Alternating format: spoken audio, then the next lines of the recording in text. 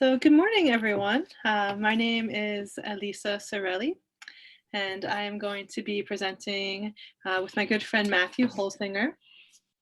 I live in Turners Falls in the valley, in the northern part of the valley, and I am by trade an educator, both an outdoor and a classroom teacher, and a community organizer. And I'm also coming to this work of social media design as someone with a real passion for elegant systems, for systems that serve life, for systems that are fun to use. I came into the tech world about 4 years ago through Hack for Western Mass, first as a volunteer, then as a client organization, and then as an organizer. And I've really come to appreciate how some of the same thinking that's happening in education and regenerative agriculture and social justice, you know, peer-to-peer and decentralized and, you know, really serving pressing needs. The same kind of thinking, I see it in all of the circles I'm in software development. So this talk aims to bridge these two worlds and to also share some good news about what's happening in social media development, both here in the Valley and with collaborators nationally and internationally. So I'll pause right there and I'll pass the mic over to my friend Matthew, who will introduce himself a little bit. Before I do, I will also share that I do have some experience with Zoom. I'm not an expert by any means, but I do appreciate, you know, hand raising and questions in the chat for when you have questions. We will have some links for staying engaged if this is a topic you're really passionate about, or if you have, you know, information that's valuable for us to share with us. We'll also provide an email at the end. But in general, we'll be doing some presenting and then we'll have more of a discussion at the end. But please, ongoing questions are great in the chat. Okay, Matthew, you can introduce yourself. Good morning, everyone. Thanks for having us. I am a decidedly non-tech person, although I've been doing networking and connecting work for probably close to 20 years, and the last 6 years or so it's been in a realm that I had been calling alternative systems, which I define as strategies for meeting human needs that create harmonious, healthy, vital, and loving relationships with ourselves, each other, the entire world, and the divine mystery. And I recently moved to Western Mass, living in the ancestral land of Mohican and Nipmuc peoples in Plainfield. And over the last 3 months, just been connecting to the amazing and beautiful work that people and organizations are doing here. Welcome, Matthew. Okay, so I'm gonna switch gears a little bit to a slideshow. I do think it's possible for me to keep myself a picture of myself, so you can see my face while speaking. So let me see if I can get that going in a good way, so that you can see me while I'm presenting. And I will do a little screen share for you now.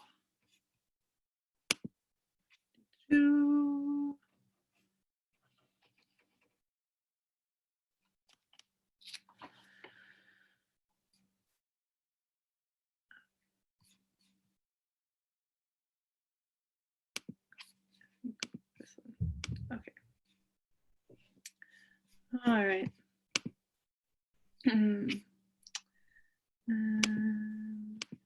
for this. Okay. All right, muy bien. Okay, welcome, welcome, welcome, friends. I'll make this a little bit smaller if I can. Thank you for your patience. We're all learning a lot these days about how to, do a lot of this stuff online. I know I'm teaching high school students online right now. So they're a lot more noisy when things don't work than adults are. So welcome to our intro slide, the future of social media. The image you see here is of mycelium, which is mushroom roots. Mushroom roots are one of the bases of life here on Earth.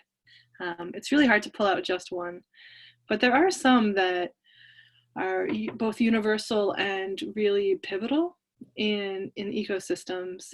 And mycelium do a lot of things. They pull trace nutrients from the soil. They make nitrogen available to plants. So all these little mushroom roots are woven with plant roots in the soil. And mushroom roots are like the internet of the forest. And I think it's one of the things when I think about social media design, it's one of the natural patterns that I draw from when doing my design for social media. So I wanted to include that image, have that in your minds. Okay, so what is social media? We know what social media is. It is creative. It's how we share our creative inputs and outputs. It's largely peer-to-peer, although of course there is hierarchy and there is, centralized dissemination as well in social media. But as a pattern, it's largely peer-to-peer. Social media is worldwide. It's also censored to some degree. I don't know if you have ever had the experience of having your account temporarily blocked on Facebook or another platform. And social media is definitely surveilled to some degree, more so on some platforms than others. And this is a concern we'll return to later because it definitely affects social change movements. Okay, so what else is social media? So I identify as being a practical optimist. And I really see social media as a map of our evolving collective consciousness. There are a lot of changes happening on the planet right now, and not just technologically, but in the way people are thinking and what they're thinking about. And you can see that in the patterns of what kind of things go viral, right? It's another pattern that we can draw from nature. Things like, we have a virus that's circulating on the planet right now, and it's not just, concern that's circulating around the planet, it's also care, right? That's a universal human pattern. Things you can do to stay safe, things you can do to get healthy, things communities can do. So people are really starting to think about different levels of activism as our consciousness is evolving. But it's still pretty messy. In the blurb I wrote for this, I often note, as an ecological designer, as a gardener, that if nature were as inefficient as social media, like, we would all be dead right now. One of the patterns in nature is that systems have to be low input and high yielding. If you think about a forest, it largely takes care of itself, right? So, all the organisms go about doing what they're doing, and the majority of their functions are serving life. But in social media, even the best intentioned activists, because of the design of our tools, if I were to repost a post on Facebook or Instagram or Twitter, I could do that 100 times, but it would have a minuscule impact. So social media systems as they're designed right now are high input and low yielding, the exact opposite of what we see in natural systems. So what people are doing around the world and here in the Valley is taking that fundamental design principle and trying to adapt it, apply it to social media. And the goal, as you can see in the slide, is to bring our consciousness, into that pattern of a mycelial network and into a hive mind so that we can have lower input and higher yields. And this graphic you see is, imagine if you had a hive mind and you just pinged it for food justice, the Northeast, women, and people of color. Like, imagine you could just have the information, only the information that you want, immediately appear. I think we could all agree that that would be amazing, and it's not the experience that we have yet. Mm-hmm. So a little bit more about ecological design principles. So there are many ecological design principles, and the main way that I came to this way of thinking was through permaculture. Permaculture, short for originally permanent agriculture. It came from, in the 1970s, some folks in Australia of European descent, noticing that modern agricultural systems were causing more and more desert in Australia. And they're like, wait a sec, like, that's not good. We cannot grow food in a desert. So they were like, what can we do? So they did two things. They looked at intact indigenous cultures, and they also looked at just nature, ecosystems. And they started creating a pattern language for what do intact indigenous cultures and what do natural ecosystems do that lets them continue living in the same place over time and thrive. Hence permanent agriculture, permanent in the same place. So I took some of those principles, just a handful, there are many more, and I made two columns. One, you can think about the principles applying to all life, and in the right, you can think about them applying to human systems specifically. So the laws of nature say serve life. Your function should be, what you do should be serving life, including basic needs like food, water, and shelter. Natural ecosystems value diversity. Diversity is the primary indicator of ecosystem health. And also the interrelationships between them. So you're not just an individual, you are an interconnected being in an ecosystem. And then also in an ecosystem, the system takes care of sick individuals. And if the entire ecosystem is sick, it takes action for ecosystem healing. If you were to think about in your garden, as a gardener, if you had a sick plant, if your tomato plant was, infested with mites, you would, put cayenne pepper spray or, soap spray on there to get rid of the mites. Or if your whole garden was poor in water, you would take action to bring water to the entire system. So in applying this handful of principles to human systems, you think about serving life, we want to design systems that take care of people, like living human beings, as opposed to abstract concepts like the economy, right? Like doing things that are, quote, healthy for the economy, but bad for people. The economy is made of people. Human beings also have the basic needs of art, music, movement, and sex. So designing systems that meet the human being as the being that they are, and taking care of those needs. And then diversity, applying that to human systems, we think of the word intersectionality. And it's not just a buzzword, it's the reality that the changes that we want to create require cross-sector collaboration.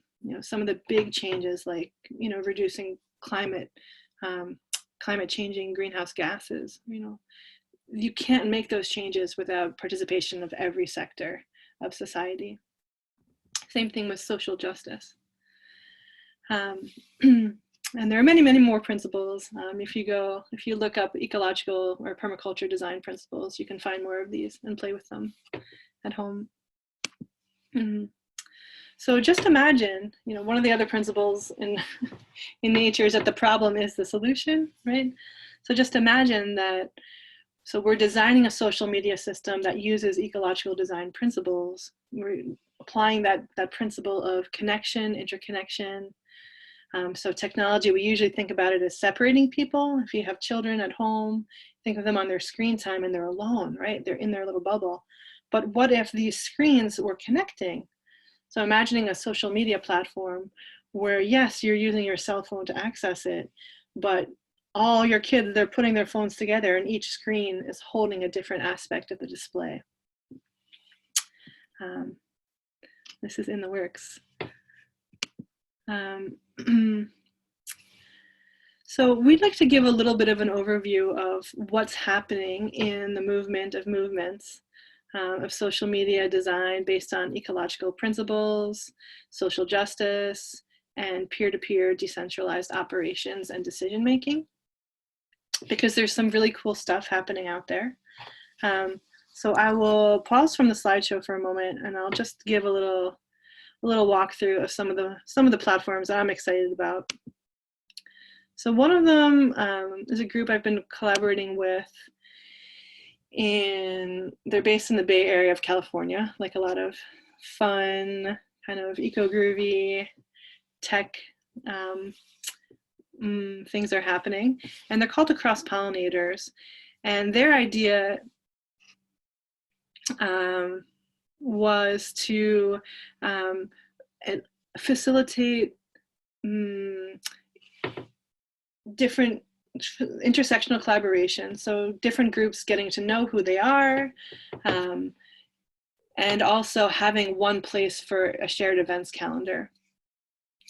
So I can go into their map, let's see, which I think they've done a little bit of work on it. It was pretty not elegant for a while. They were using WordPress. I think they might still be using WordPress for a long time. And you can see their search engine is still a little difficult to navigate. But in general, you can search in their platform by the type of resources you're looking for. You can search by geographic area. I don't think you can search by hashtag right now, not yet. But you can find organizations that are doing great work based on their map. And then they also have an events calendar below that is organized by category, which is like almost as good as hashtags. So that is one group that I've been following for some time. I do appreciate their work. It might be good to talk about Terran.io a little bit. I'm curious, Matthew, if you would like to talk about that, or if you would prefer I do it. I can let you. I heard about it and then passed it to you and didn't really dive too deep. So okay. So I can talk about Terran.io a little bit. Just by a show of head nods, can folks still see my screen? These are, you can see the website I'm looking at. Okay, muy bien. Okay, so one of the challenges, so as an ecosystem designer myself, one of the challenges that I've been coming in contact with designing a social media platform is that there are certain things a social media platform needs to survive. A social media platform needs a critical user base. If you don't have enough people, it dies, because social media is viral. It's a hive, and if there's not enough, like in the beehive, if you don't have enough bees, the hive dies. So I've been watching movements over the years. I was part of Ning. I don't know if anyone remembers Ning, but Ning definitely died, both because not a lack of critical user base, and also because of the platform wasn't sufficiently robust or elegant. And what I mean by that is, if it's not fun enough to use, if it's not pretty, if it's not easy, the platform will die. Also, if it's not robust enough, if you can't do productive things, or things of high enough value, then the platform will die. So some of the things that we're wanting to do in the social justice movement right now is make really large-scale change. We're wanting to make large-scale change, and we're also wanting to care for people as individuals. So we're wanting to address systems, but we're also wanting to care for individuals. So to do that, it's challenging. It requires a very complicated system. So I've been thinking about, my background is more about the design, like how would the platform on the back end, how would data be stored and organized and accessed? And I'm not much of a front-end developer. So I've been very happy to come in contact with these folks, Terran.io, because they are a team of both web developers and ecological designers and graphic designers. So they've made this really beautiful site that talks a lot about the vision for what would they want. So thinking about, you can see my screen here, community of care and practice. So the people and the actions for, this is a buzzword here, regenerative future. So regenerative is a term that means beyond sustainable. So sustainable means we just want to stay where we are. But I think we can all agree that if we stay where we are, things are going to keep getting worse ecologically and in terms of social justice. So we want natural systems are regenerative, like if I cut my finger can heal. So we want systems that are healing and making things better over time. So I'll slide this over a little bit. I can kind of scroll it out a bit. So they're focused on community weaving, which is both storytelling and live in-person events and reskilling. Focused on technology in the service of life. Again, that ecological design to web systems. Regenerating the commons is a term that means healing our ecological and social systems. And then also mapping our system, mapping our ecosystems. One of the first things that we do in ecological design, anywhere from 3 months to 3 years, is we observe the systems, we notice what's there, what's present, what's on site, and really start our design from that place, which is the same, right? When we do software development, we look at the organization, what their needs are, what their resources are. Storytelling is a really important part of this. I'm so glad that I can see some of your faces and you can see my face, because when we're doing this work, when we're really asking people to step outside what is existing and create something new, we need the human side to connect to. So telling the stories, they're one of the things that's the most frustrating for me as a community organizer, is that there is so much good work already happening on the planet, but we don't see it. Our media is not focused on it. And a lot of the solutions that people are like, oh, there's no solutions, there are solutions. So really telling those stories and making it easy for people to access them. People who are wanting change, right? People say they want change, but you need to show them, you need to help them connect with the changes that are going to be regenerative. So I'm noticing that we're at 11:29, which is, we have about 15 minutes left in our presentation, and we did want to allow for some time for conversation. So I'll just come back to this slide a little bit.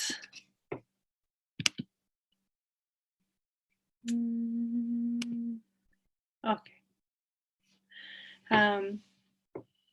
Since I know the community I'm talking to a little bit, and with NERD, and I'm imagining a lot of people know about social.coop and with Mastodon. Can move this a little. The whole high-low folks are a pretty interesting group. they're a little bit spacey, like looks like a cross between Tron and like NASA, not NASA, their interface. But basically their goal right now is to help us navigate between like kind of like Venn diagrams of organizations and people, to really take large data sets and help people move through them in the social justice world while also navigating security and safety for organizers. So Matthew will share some links for how to stay connected. I think I'll post some more information about that after the Zoom. Hey, Elyssa. Yeah. I'm curious, there's obviously over the last 10 years just been the big social media craze around Facebook and Instagram and Yeah. Twitter, and some of it's just pure social, hey, look what I'm doing today, look where I am, look what I had Yes. for lunch. And like Facebook and Instagram, also owned by Facebook, are kind of the 800-pound gorilla for Yes. social media. Frankly, I mean, I'm pretty versed in social media, but I hadn't heard of any of these sites that you list here. Yes, I'm sure. So Okay. when you talk about the future of social media, at the moment, to me, it kind of feels like what you're presenting are fringe things with social media. And I'm kind of curious, if you've been involved in any discussions or have point of view about whether these continue to be fringe, or whether there's any sense that social media might shift from social media for the purpose of social to much broader movements around social media for the purpose of doing Yeah. for the purpose of helping people. And obviously, coronavirus has presented an amazing opportunity for much more social, virtual media stuff for the purpose of supporting people. But Yeah. curious what your thoughts are on like larger wholesale shifts in the purpose of Yeah. social media. Thank you for asking that question and for being so direct. So yes, these movements have been fringe because of some of the design challenges I expressed earlier. Social justice, there have been attempts inside ecological design movements to get some of the new social media platforms to be adopted, but they lacked a critical user base. They were insufficiently elegant and they were insufficiently robust. So Ning was one thing I mentioned, and Jen, the Global Eco Village Network, spent a lot of time working on a social media platform that was robust, somewhat elegant, but very small user base. So in the conversations I'm having with people right now, there are a few camps. So some people want to work outside the system, in the current systems. One of the I'm trying to remember, I think it's called like FANG, is like the abbreviation for the harmful social media platforms like Facebook and Google, and it's like very interesting. Yeah, I've heard GAFA, Google, GAFA. Apple, Facebook, well, Amazon in that case. Yes, yes. More platform. Yeah. I mean, Amazon is a social media platform if you think about the reviews and the comments.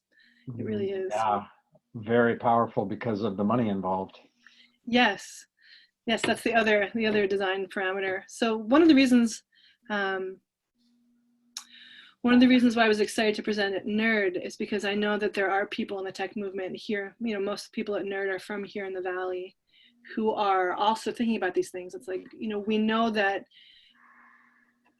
Facebook, for example, it's not neutral. It's not neutral. It's actually harmful, and harmful by design in a lot of ways. So among the camps of people doing this, alternative development, some people want to stay completely outside these systems, both for security and for, personal reasons. But I'm of the camp of like, let the design principles we're using be so attractive and be so,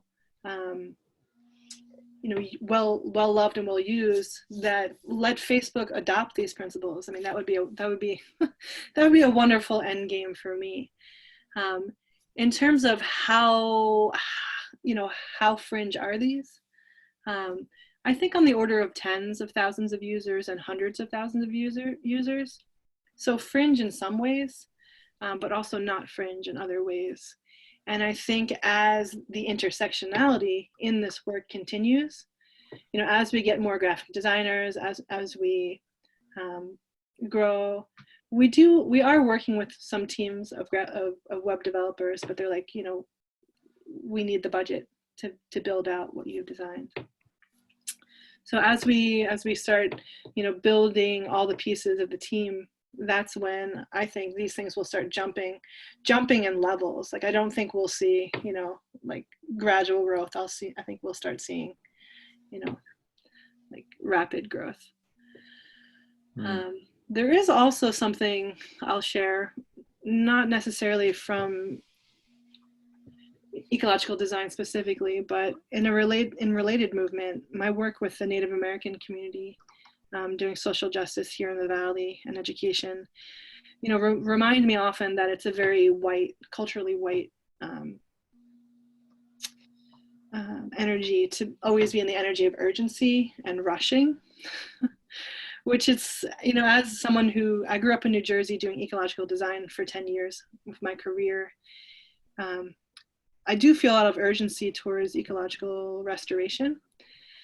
And I've noticed as a gardener and as a social activist that a lot of this work takes long, slow solutions. It takes relationship building and it has to grow organically.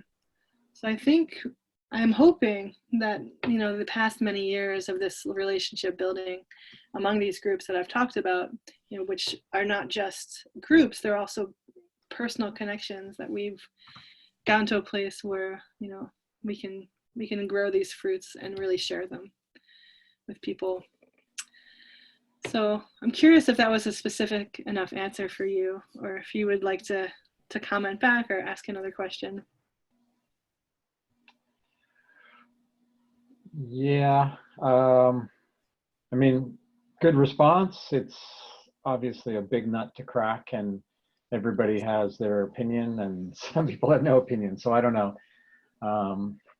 It's of particular interest to me because I'm working on a project that has been a 20-year dream of mine to build kind of a social media platform with a specific focus on storytelling, but the idea of storytelling to tell the stories of people's lives and use it, like invite 100 people to collaboratively tell the biography of,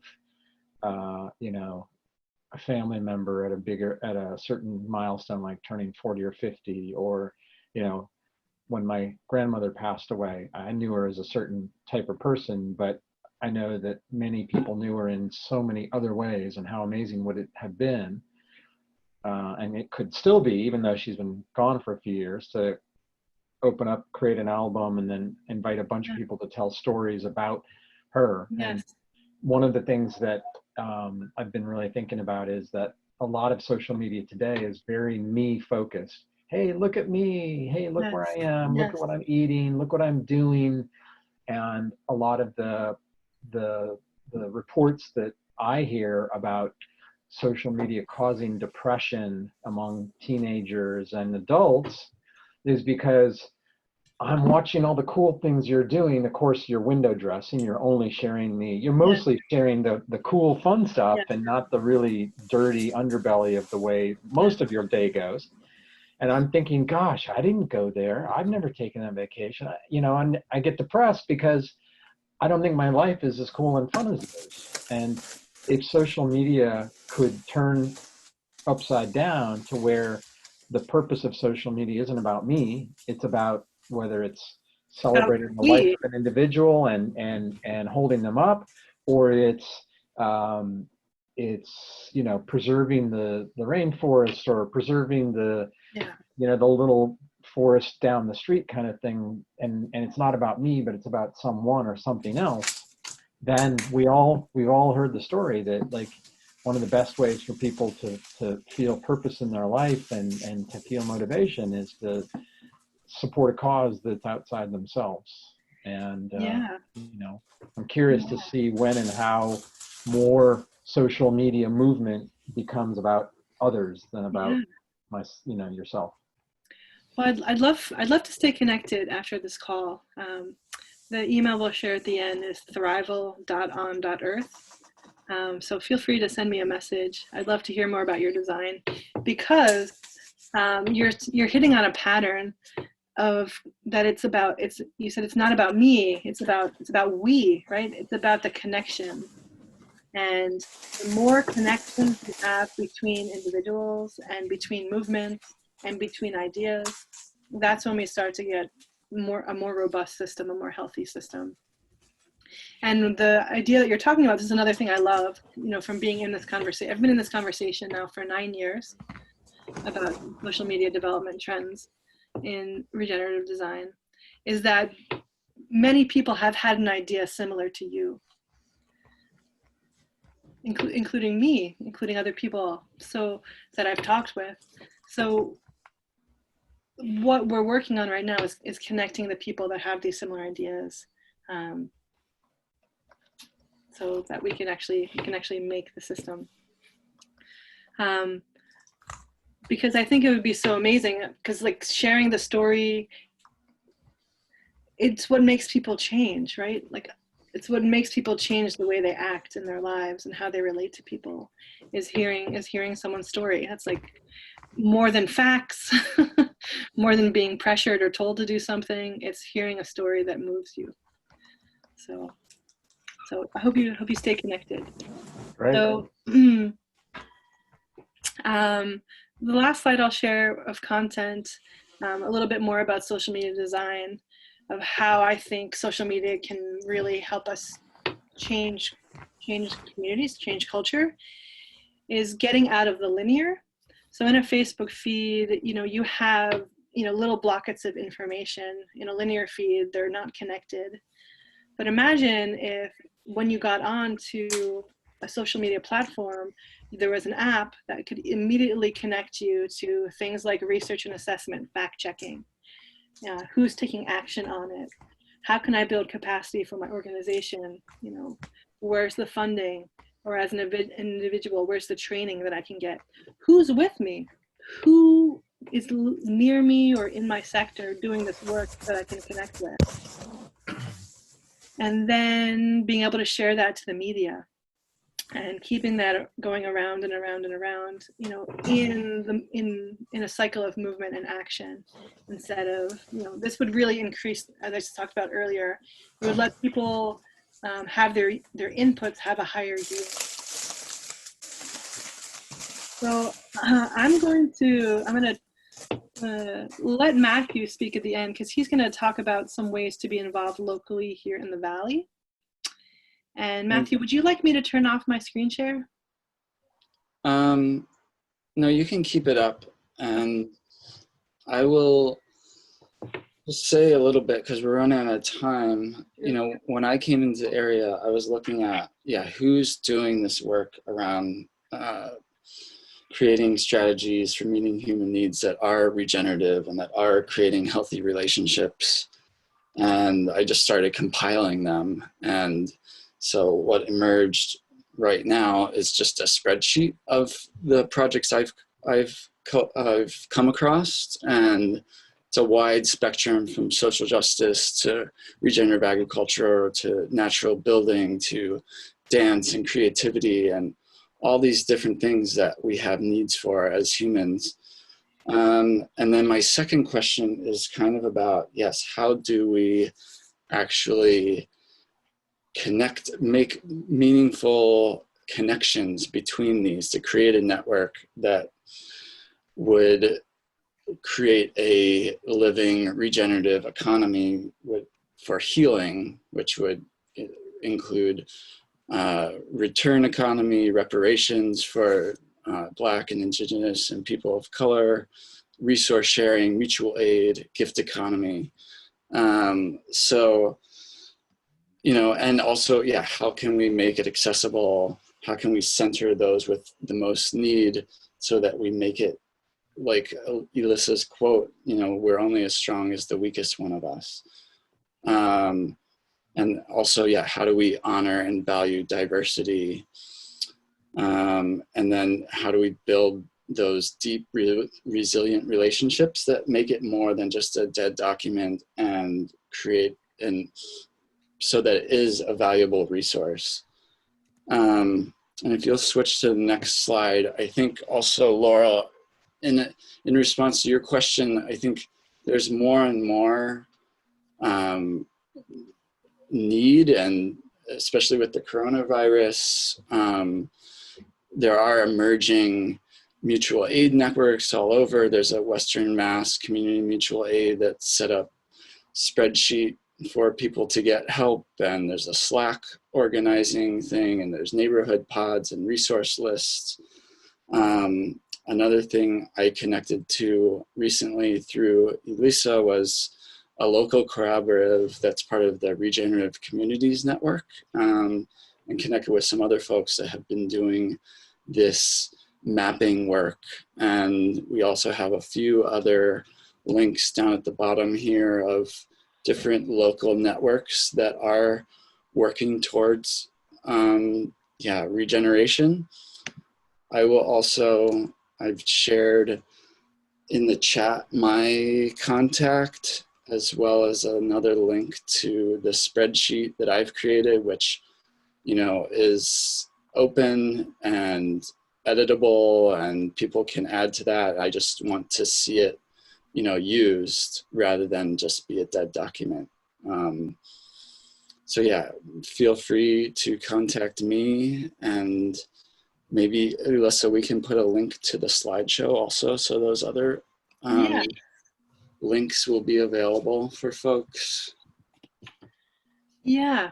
Yeah, I think, you know, I think folks are seeing as a pattern that a lot of the people doing this work don't come from a tech background, and are focusing the majority of their energies on meeting basic needs. And I would say there is high input, and there's a lot of work going on. And I would say we're at about medium yield in terms of social justice. And I'm very excited. I would say, you know, keep following the work of Terran.io, and keep following. I would think they would be the people to follow right now, kind of the leading edge of this work. Because I think we can get from medium yield to high yield and make some of these big changes. I will share a link to the slideshow. There are some wonderful links in it. I'm imagining there are some folks on this call that are aware of or are part of Western Mass Community Mutual Aid. The Regenerative Communities Network is a new initiative that's just starting. It's about a 20-person working group, of which I'm a part. And this is the local group that is working on the social media platform for this area. We are in collaboration with Terran.io and the Holo Hilo folks. So if you are interested in contributing to that conversation, that would be the group to join locally, to be in it.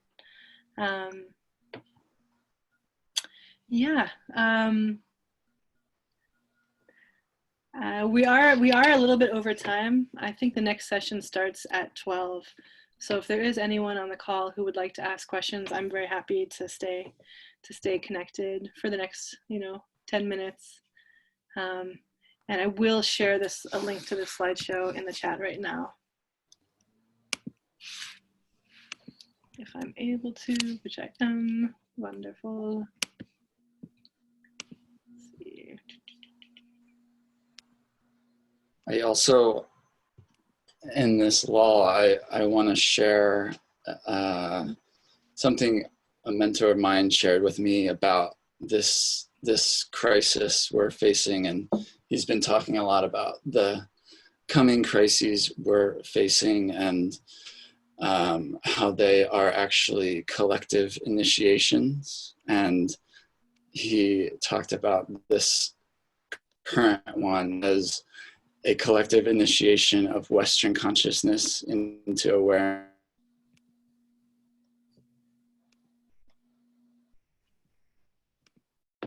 of how we are all connected. And so I appreciate everyone's interest and work towards, creating systems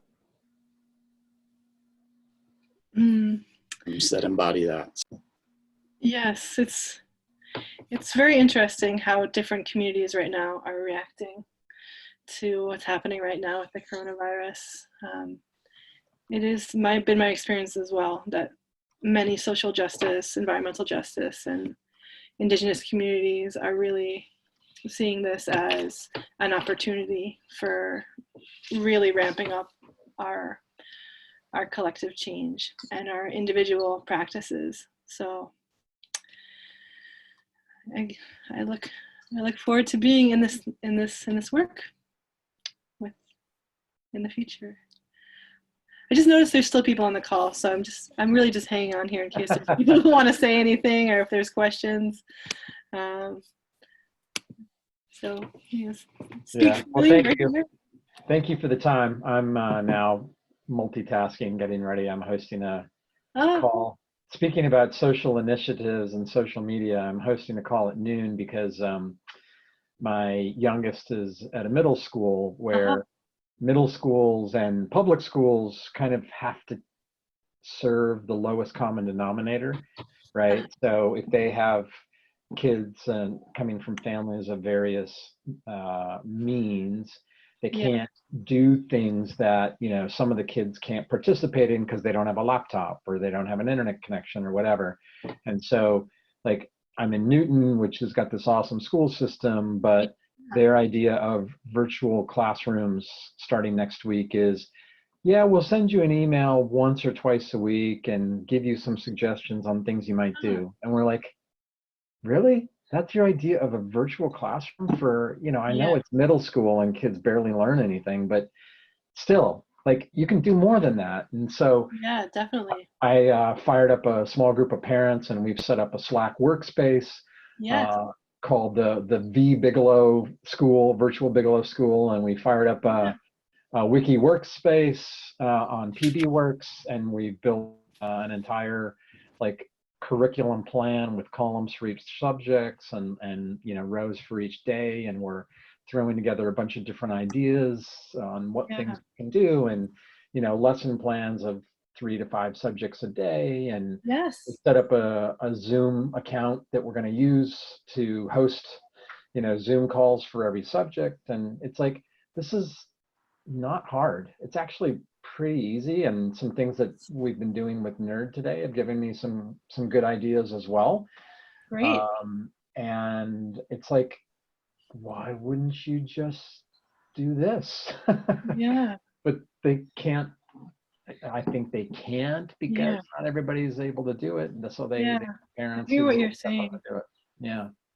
I'm in a similar boat. I'm a teacher at a high school, but it's a small high school. We have about 200 students. And for the students that didn't have computers, we actually lent them computers, and in some cases, Wi-Fi hotspots.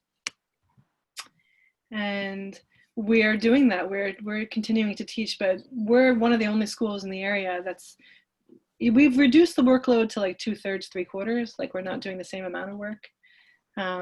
But yeah, most of the students and most of the parents are very happy that their students will be able to continue learning, because we suspect that the closure might last longer than 3 weeks.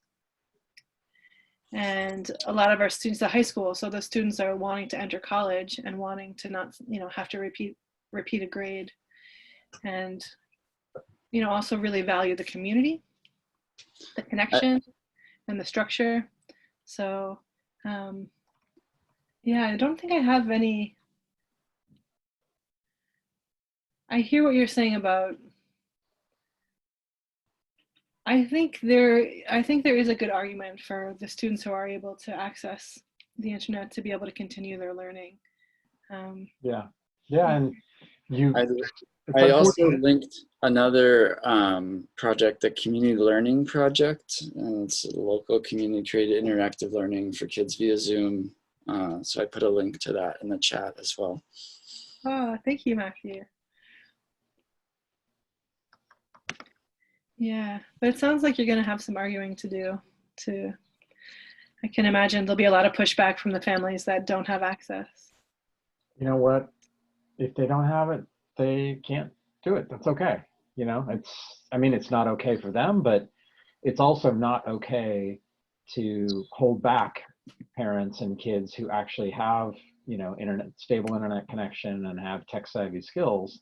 Yeah. So if that's the beautiful thing of self-organizing, right? You pick a constituency, and if you're doing the work, then people who take pot shots are basically Yeah. just snipers. They're not actually contributors. Yeah. Yeah, I think what comes to me is like, the class, the money, it is like there is a class line, and but Yeah. also on a positive note, there are lots of types of education that don't require a lot of money and that you don't need the internet for. So Yep. I wanted to honor that as well. Alrighty. Well, I'm hosting that call in 5 minutes, so I Good better luck. get to that. Thanks. Matthew, we should sign off too, because this room will be used again. Yeah. Thanks, everyone. Thank you. Be well. Ciao. Bye.